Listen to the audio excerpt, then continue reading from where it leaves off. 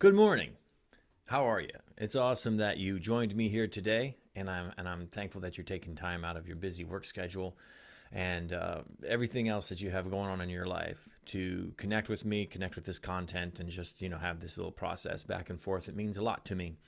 This is Hands Like Hide, where every job teaches and every story transforms. I am your host, Charlie Pfeiffer, and today we're going to talk about something a little bit more uh, painful. I guess you could say we got to get real often. We got to get real often.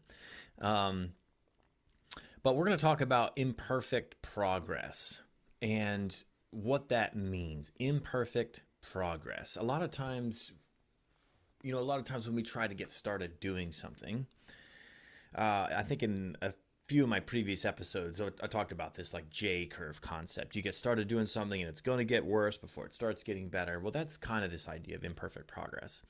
And that term is coined by Dr. Eddie Caparucci. He wrote a book called Why Men Struggle to Love, and it is a fantastic read. I highly encourage you to read it because, you know, love, emotional connection, for me has not been something that has come naturally, and I would dare to say that for most of us men, it kind of rings true. We're not naturally bent toward like the emotional side of intimacy and love in those respects, and so yeah, why men struggle to love. He really digs deep into sort of the process of um, what's going on there. So let's talk about this. I had a situation this past week that definitely revealed that I have struggling to love. I'm struggling to communicate well, and it resulted in a lot of emotional pain and some angst. And I thought, in my mind, progress is going well in my process, in my recovery, and also like in my process in healing with my wife Sarah. Progress is going well, and then I decided to be a knucklehead, and progress didn't feel so good anymore, right? And he had a tendency to like, oh man, this hurts. What happened? What's going on?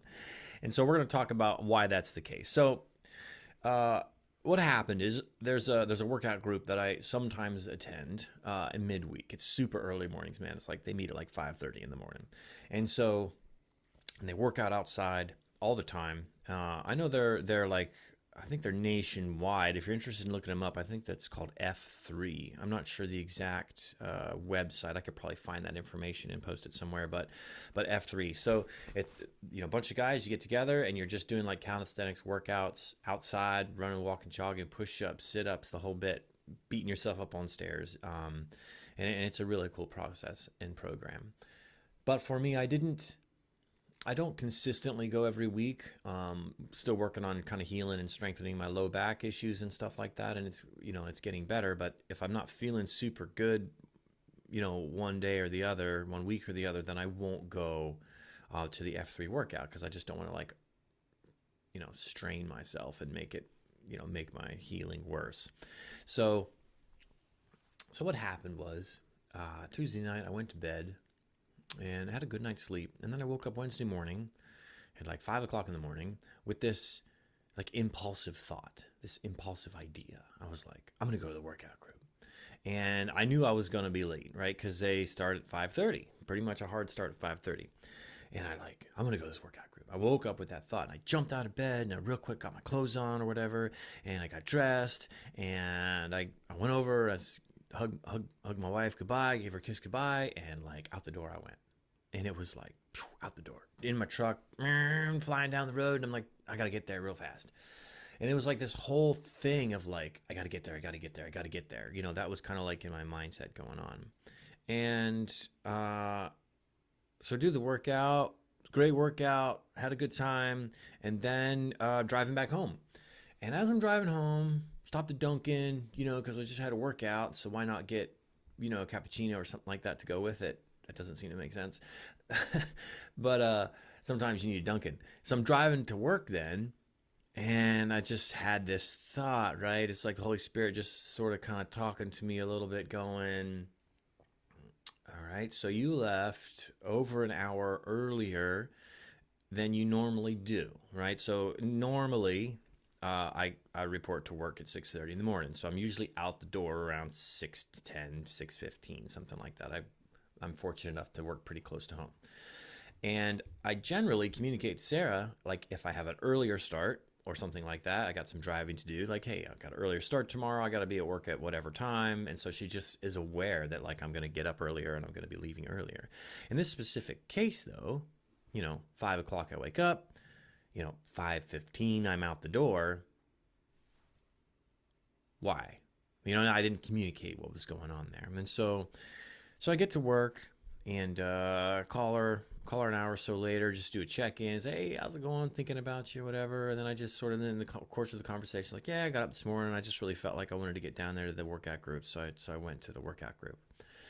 And in the moment, I didn't really think anything of it. I was just, relaying some information, like, yeah, I just went to this workout group. But I could tell by the tone of her voice, by her response, by the energy on the call, that hurt, right? That hurt her, that information. And so she, we got off the call and everything, and I just started thinking about it a little bit more, just kind of processing this a little bit more. Now, here's the, I guess you could call it the pivotal moment, or the point in this story where I will encourage you to consider your own life and to consider your own actions and the effect you have on people, right? We can't just own, like, we have to, it's not just like our intentions, right? We have to own how we are affecting people as leaders and as men.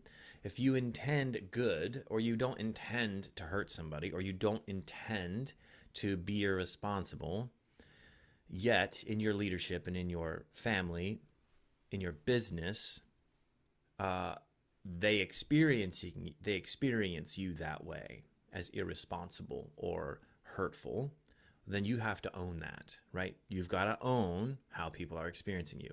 And yeah, you could say that's their problem. You could say, I didn't do anything wrong. What's their problem? Okay, you could definitely you could behave that way. You can. But I can tell you that won't lead to greater connection, greater relationships, better respect from your guys, from your wife, from your kids, right? Because what you're doing there is like you're minimizing, you're blame shifting, you're denying that, and you're basically saying, like, I don't have any problems here, you do, right? And so, and there again, there are situations, I believe there are situations where, in terms of responsibility, right? It's not your responsibility to deal with, it's somebody else's responsibility, right? There are situations like that. However, what I'm advocating for, or what I'm talking about, is you're responsible to be responsible to yourself, right? You have to always be aware of what you're doing, what your thoughts are, what your feelings are, what your emotions are, what your intentions are, and you always need to be considering and reflecting on those things. And that's the point, right? You're not focusing in considering other people's motives and intentions. Like that's not your business, right? Your business is your business, right? So in this call later on, I sent her a text and I said, I sense you're kind of quiet, and I could see why that would be hurtful to you. And then I said to her, because I went somewhere and you didn't know where I went, and then I left you worrying and wondering where you went. And she later on said, well, I just assumed you went to work early. I wasn't sure why you didn't tell me you had to go to work early that day or whatever, but I just assumed you went to work early. And then when you told me that you, in fact, weren't at work, right, then it brought up a whole bunch of memories, and it brought up a whole bunch of stuff that when I was active in my addiction, I would say, yeah, I'm going to go to Lowe's to look at some tools, right? But on the way there is the adult bookstore. You tracking? Or, yeah, I'm just going to go, this is an example, I'm just kind of coming off the top of my head here. I'm just going to see my brother, but on the way there is the bar. Yeah, so you swing in there and you have a couple of drinks.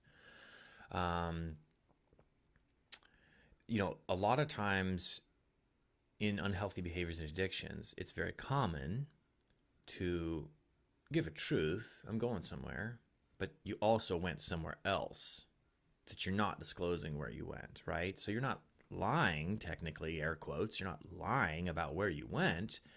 I did go to Lowe's. See, I bought the tools. Yeah, but you also went somewhere else. And that's where the shame and the secrets lie, right? So in healing and in your process, as men of integrity, as leaders, we need to what the quote from Oswald Chambers comes to mind: when the inside matches the outside, or vice versa. When the outside matches the inside, that's integrity, right? So you're going where you say you're going, and if you have to make some divergence and some turns, and you got to go somewhere else, you're a man of integrity. Say, yeah, I went there, but I also stopped here, and also stopped here, and also stopped here. What you're doing is you're demonstrating trustworthiness. What you're doing is you're demonstrating transparency, active transparency, and vulnerability in those moments. So in this situation, I didn't tell her where I was going. She thought I was somewhere, and in fact, I wasn't there. I was somewhere else. So I'm letting her believe something that's not true. That's not integrity. And then she responded with this phrase, just simple 3 words, and it hit so hard, dude. I'm telling you, it hit so hard. She said, "You broke trust." That's all she said. You broke trust. And I'm like, oh man, right? Trust is one of the most precious gifts that anybody can give you. When you have trust from somebody, they have given you a precious gift. And when you break that trust, right, it could be just as quick as making a really simple decision, right? You have some decisions to make. And you could say, what's the big deal? What do you mean I broke trust? What's the big deal? I didn't do anything wrong. I just went to do some workout with some guys, and then I went to work, right? I'm like, what's the big deal? I don't understand why you think this is such a big deal. You could respond that way. Again, that's minimizing, that's blame shifting, right? That's invalidating their experience of you. If you respond that way, you are invalidating how they are experiencing you. And how do you know how you're doing as a leader? How do you know how you're doing as a man if you're not paying attention to how people are experiencing you? That's your feedback. That's the mirror, dude. Like, that's the mirror to know how you're doing. It's how people are experiencing you.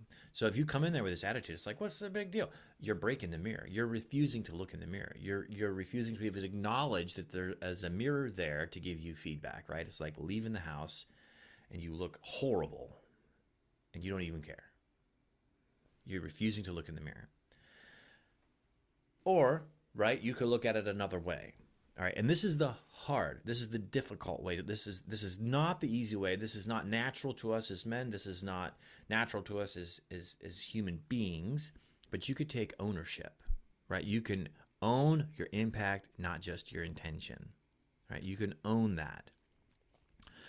You can connect the pain, right? You can connect the mirror. You can connect the pain to prior events, right? This is really kind of subtle. This is kind of nuanced. This is kind of like it takes a great deal of humility, in my experience, for me to do this.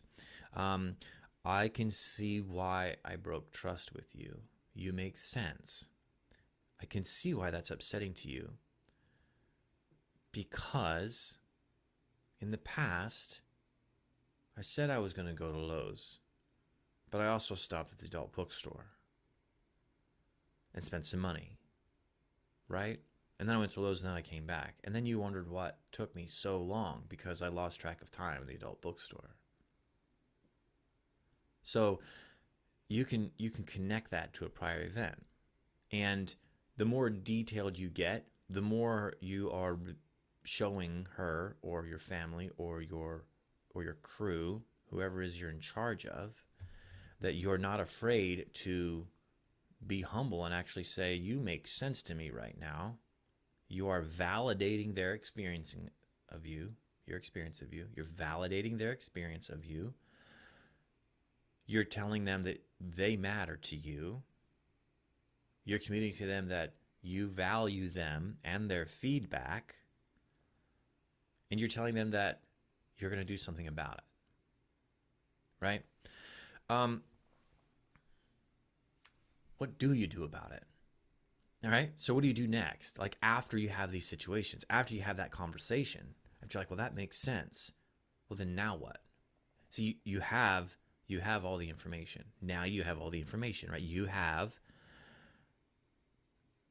your thoughts and feelings before you made your choice, right? You have the choice that you made. And you also have the impact or the fallout or the results of the choice you made. Okay. So now what do you do? What do you do with that? There's a quote here I want to read. Her name is Ellen White. She's passed away 100 plus years ago now, back in the 1800s. She's did a lot of Bible commentary stuff, wrote a whole bunch of books, and in one of her pamphlets, she wrote this quote in the pamphlets, the Review and Herald. She wrote this April 10 in 1894. This is just a little excerpt from this whole pamphlet. But she said, "The Lord brings his children over the same ground again and again, increasing the pressure until perfect humility fills the mind and the character is transformed. Then they are victorious over self and in harmony with Christ." And then she goes on to say, God reveals our defects to us.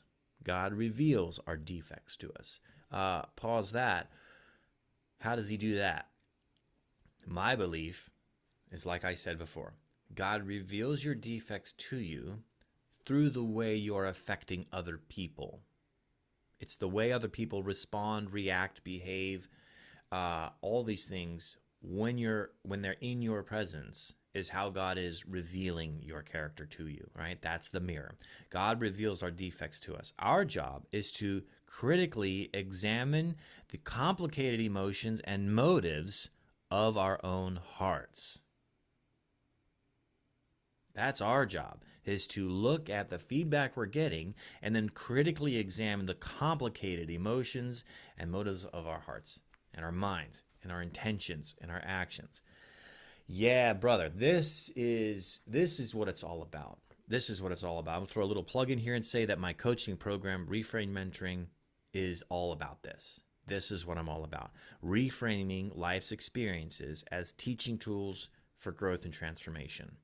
That's the whole point. You're looking at your life the whole way around. You're looking at your situations, what has happened in your life, what'd you do, what's the result of that, how are people affecting you, and then reframing all of that, even your past traumas, even the stuff that's been done to you and were done to me that is difficult to talk about and cringeworthy.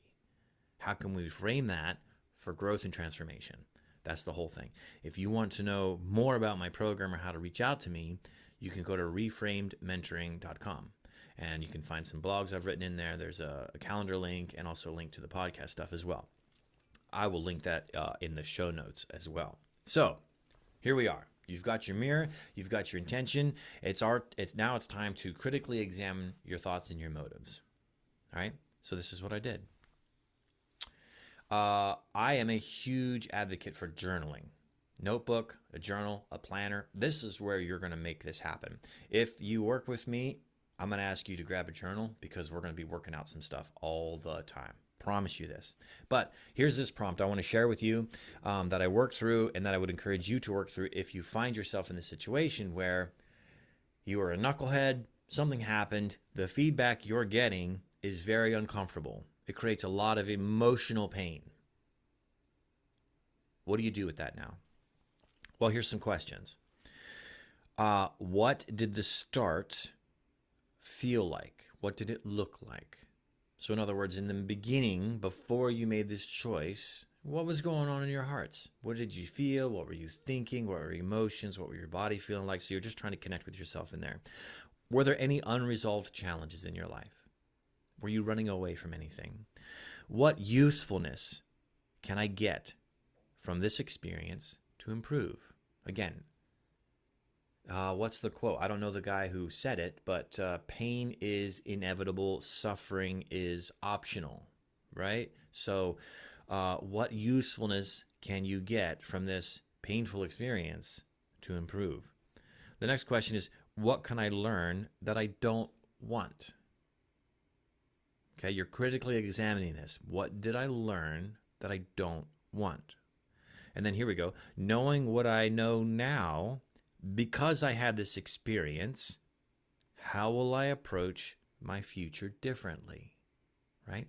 Knowing what I know now, because I had this experience, how will I approach my future differently? And then lastly, gratitudes. What are you thankful for about this experience? Okay. Some of those questions have come from a book I read called 10X is Easier Than 2X by Dr. Ben Hardy and Dan Sullivan. I would highly encourage you to check out that book. That's kind of a profound book. So let me show you how this process works out. When I did this journal prompt to kind of critically examine what happened earlier this week in my relationship, here what I have. What did the start of it look and feel like? I felt spontaneous, or you could say impulsive. I felt impulsive. I felt a sense of urgency and a sense of intensity. Okay? What were there any unresolved challenges? Yes. So the unresolved challenges I had were I did a roof repair that didn't go as planned. It spent twice as long than I expected, and I still had a roof leak, and I had to go back and fix it. My wife and I were at a difficult season with our process over the last, say, 4 to 6 weeks. We've been just kind of working through some stuff. And lastly, we're going through some changes at work that is going to require me to be more independent and approach work with a more powerful, attitude. Not powerful like bully, but powerful like making decisions and being confident, right? Those are things that kind of give me some anxiety to kind of behave in that way. Number 3, what usefulness, right? So here's what I gained: an increased awareness about spontaneousness or impulsive behaviors, right? So when I feel the urge to be spontaneous or compulsive, to look at it like it's a trigger, to pause and ask some wise questions. WHYS. Why, right? Ask some wise questions. Another thing that I learned from this experience was that it's another opportunity to exercise empathy, right? That was some usefulness that I gained from this experience. Lastly, to understand better how compulsivity manifests itself. Example, I can see it coming before, right, I act out. That makes sense. Based on my thoughts and feelings, I can say, I'm feeling a sense of urgency. That means it's soon to lead to a compulsive action, right? So that's some usefulness I can gain from this. What did I learn? Having this experience, what did I learn? Well, I learned what I don't want, right? I don't want to behave in ways that break trust. That is the obvious way. It's simple to come up with that. I don't want to behave in ways that break trust. And I don't want to be unaware. I don't want to be so unaware that I don't see it coming, right? I don't want to be like that I don't see it coming. All right, 5th question. Knowing what I know now because I had this experience, how will I approach my future differently? I can better use my notebook and plan my time and my intention. I can be much more intentional about that, right? I can engage more in gratitude exercises, which, again, right, some of the challenges I was having was like the roof issue, the difficult process with my wife, having to make some internal shifts in my head around work. And if I start focusing more on the gratitudes around that and just really focus on the positives in those scenarios, even if it doesn't feel positive in the moment, that's good. That's settling, right? And lastly, gratitudes. What am I thankful for about this experience? So here's what I wrote. I'm thankful for my wife's honesty and a very clear feedback. Here's how you're affecting me. You broke trust. That's very clear, right? I'm very thankful for the healing reality. God is at work, right? God is at work bringing me over the ground again and again through this emotional pain because he's trying to refine my character. And that's what he's doing to you as well. When you find yourself in situations that create a lot of emotional pain, if you're anything like me, then our natural tendency is to avoid that, to not feel that, to say it's got to be someone else's issue or to medicate because I don't want to feel this. But I'm telling you, in that moment, you're losing you're losing something very precious that is very important to your growth and process as a man and as a leader. And lastly, I'm thankful for the pain and discomfort. I mean, what's the military slogan? Pain is weakness leaving the body. Is that Army or Marines? Pain is weakness leaving the body, right? If you ever engage in exercise or working out, or you're trying to accomplish this task and it's difficult and it's painful, it's easier for us as men to accept something that's physically painful, to grow or to get stronger or to conquer or to achieve, even at the expense of our bodies, physical pain, than it is for us to accept emotional pain, because emotional pain in some ways hurts a whole lot more than physical pain, right? But emotional pain is your character growing. Emotional pain is where your character is being transformed. It's where your character is overcoming the sense of self and all of these unhealthy actions and behaviors. Does that make sense? So I'm thankful for the pain and discomfort because it is evidence of growth, right? You need to reframe emotional discomfort and pain, accept it as feedback, and say that is evidence of growth, right? I'm sure you probably know somebody that like they avoid and they run away from all forms of pain, whether it's physical or emotional or spiritual. They just run away from all of it. And I can tell you that that is a very empty, hollow, pathetic person. And their lives are falling apart everywhere. Don't be that guy, right? Don't be like that. Embrace that emotional pain. So where are we at today? We're growing. We're healing. We're getting better. And I want to just encourage you as you kind of think through this upcoming week. I'm going to put this journal prompt up on my website, and I'll put a link to it so that you can find it. That I want you to look at your situation, and I want you to say, where is there emotional pain in my life? And then use this prompt and go through it and look at it like, okay, so this emotional pain is designed to help me grow. Okay, this is evidence that God is working in your life to transform you into the man that you are designed to be. This is Hands Like Hide. Every job teaches, every story transforms, and sometimes your job isn't to go to work and twist that wrench, lay that brick, pound that nail, drive those miles. Sometimes that's not your job. Sometimes your job is to sit down with a pen and paper and to ask yourself, to critically examine the intricate details of your thoughts and your emotions and your intentions, and how is it affecting those that you are responsible for, those who look to you for leadership and for safety, those you lead. Sometimes that is your most important job. Thank you so much for joining me. Reach out to me if you have any questions. Remember, Hands Like Hide on Instagram, my website, www.reframedmentoring.com. You can book a call there. You can shoot me an email there. I'll have the links in the show notes. Thank you so much and have an amazing week. Bye-bye.